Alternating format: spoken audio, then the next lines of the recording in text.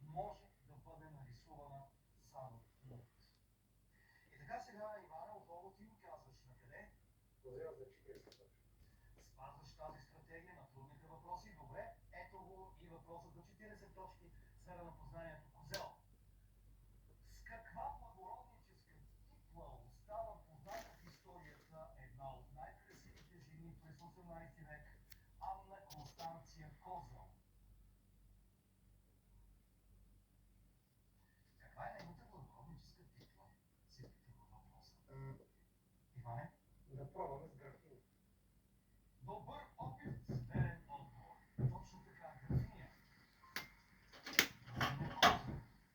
Родена е в благородническо семейство Анна Констанция фон Брокдорф. Е интересна и скандална за времето си. Освен красотата, тя притежава отлично образование. Обича много музиката и лова. Кралят на Полша и велик княз на Литва Август II силно се влюбва в нея и дори подписва съгласие за брак, макар да е официално женен. Август II я провъзгласява за графиня на Козел, но след време тя е арестувана и изпратена на заточение до края на живота си. И така, сега, Иване, отново ти си на ход. Подред сърце за 20. Добре, така да бъде. Ето въпроса за 20 точки тук. Какъв по народност е авторът на детската класика романа Сърце Едмондо де Амичис? Раница? Испанец. Това обаче е грешен отговор. Какъв по народност е авторът на детската класика Сърце? Иване? Звучи ми италиански, казвам италиан. Добре ти звучи, това е верният отговор, точно така е италянец. Макар и с военно образование и множество големи очерци, Де Амичис остава в историята на литературата с детския си роман Сърце, написан под формата на ученически дневник. Сюжетът е вдъхновен от училищния живот на синовете на автора Фурио и Уго.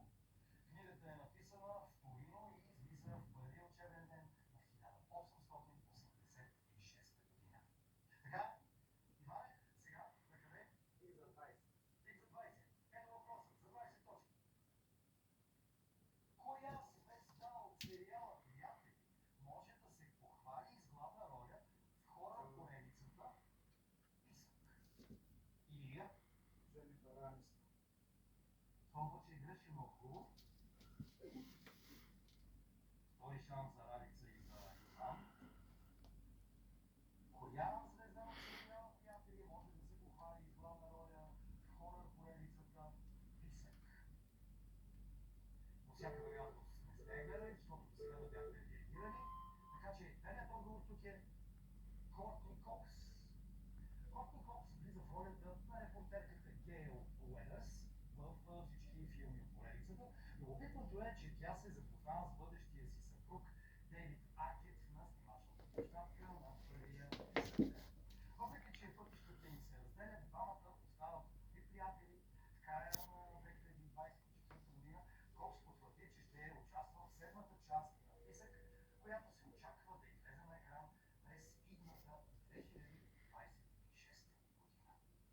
И така отново Иван избира следващия въпрос, както каза преди малко, политическата ви продължава. Абсолютно да. Козел за 20. Добре, ето въпросът за 20 точки в тази сфера на познанието. Готови. Кой елитен немски футболен клуб? Така? Чоу. Верен отговор. Точно така. Така звучи въпросът. Кой елитен немски футболен клуб от град Дрезден с цялата си носи прякора гузлите?